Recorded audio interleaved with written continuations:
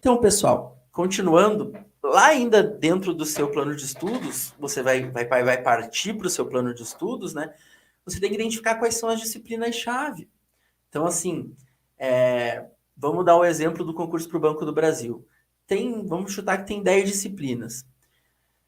Mas tem algumas delas que você imagina que possam mudar quando vier o edital necessariamente dito. E a gente está falando do que você estuda antes do edital. Então, o que, que interessa aqui? Digamos que você quer fazer o concurso do Banco do Brasil, mas fala assim, poxa, alguma coisa que vá surgindo nesse meio do caminho, se surgiu um concurso para um tribunal de justiça, ali para técnico, que existe segundo grau também, então eu vou acabar fazendo esse concurso. Então, assim, não precisa pegar aquelas matérias que são muito pontuais do seu concurso, e principalmente as que podem sofrer alterações até lá, como, por exemplo, as legislações. Tem legislações muito específicas que mudam todo ano, alguma coisa desse tipo. Então, você não precisa pegar aquilo e colocar muito a fundo no seu edital, no seu plano de estudos lato sensu, nesse plano de estudos antes do edital. O que, que você precisa fazer? Claro, você precisa já ir se familiarizando com o assunto, mas você pode deixar aquela disciplina que é muito específica. Vou dar o exemplo do Banco do Brasil, tem a disciplina Conhecimentos Bancários. Só vai servir para concurso de banco, né? Então você pode deixar isso para estudar lá depois do edital, claro, dá uma olhadinha antes, vai se familiarizando e tal, mas vai a fundo, vai muito bem naquilo que cai no teu concurso-alvo, mas que você também pode estudar nos outros. Então é hora de virar expert, por exemplo, em português. É hora de você virar o Superman, a Mulher Maravilha da redação. Redação, às vezes não cai com o nome redação, mas às vezes cai até nos concursos mais jurídicos, fazer uma peça jurídica e tal, mas cai muito com o nome redação mesmo. Redação em concurso público é um tema top. Para quem assiste aí minhas lives e o meu curso, eu sempre conto a história que eu aprendi com um professor, ó, uma dica valiosíssima aqui para vocês. Eu aprendi com um professor do primeiro cursinho que eu fiz pós-faculdade, estava me preparando para a prova de analista jurídico do STF, Supremo Tribunal Federal. Assim, eu tive a sorte de ter um professor de português fantástico, né? Até o pessoal que, principalmente formado em direito, em humanas, né, que a gente leva um pouquinho mais nas coxas, às vezes a faculdade vai entender bem o que eu estou falando. Tava lá, depois dos 5 anos de faculdade, muito bem vividos, né, sendo um aluno razoável, bom, mas razoável, assim, fui fazer meu primeiro cursinho, um cursinho de, se eu não me engano, eram 60 dias preparatório lá para o STF.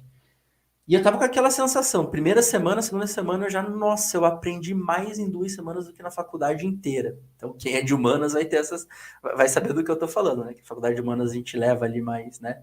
Não tem aquela disciplina toda. E aí, quando a gente se depara com os grandes professores de cursinho, com aquela didática, a gente aprende demais. Mas, assim, muito para além do direito, eu tive a sorte que nesse concurso caía português.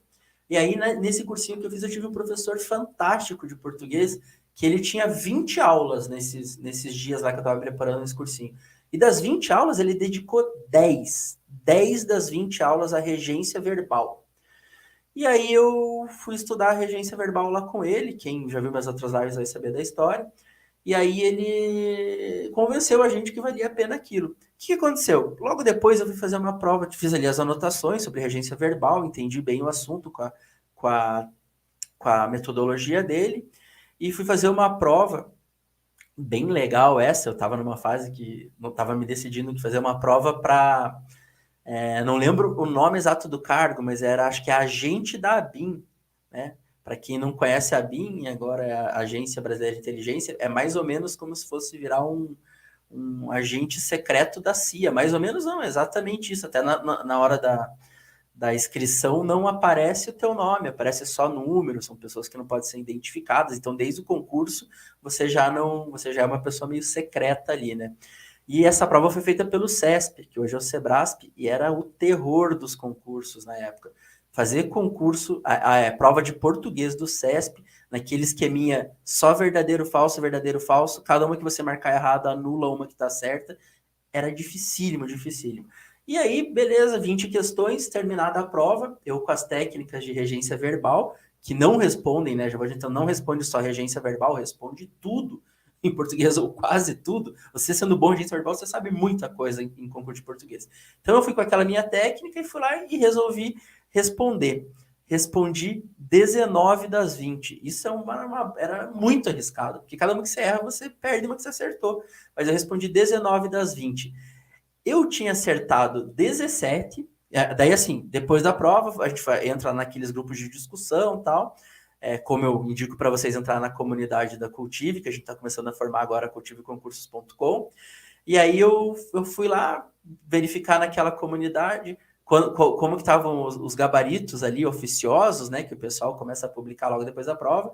E daí tinham 8 professores de português analisando a prova e colocando lá qual que era a resposta certa uma por uma.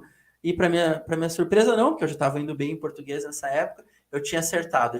Eram 20 questões, eu respondi 19, eu tinha acertado 17, errado uma, pelo gabarito deles, e uma não tinha como saber. Por quê?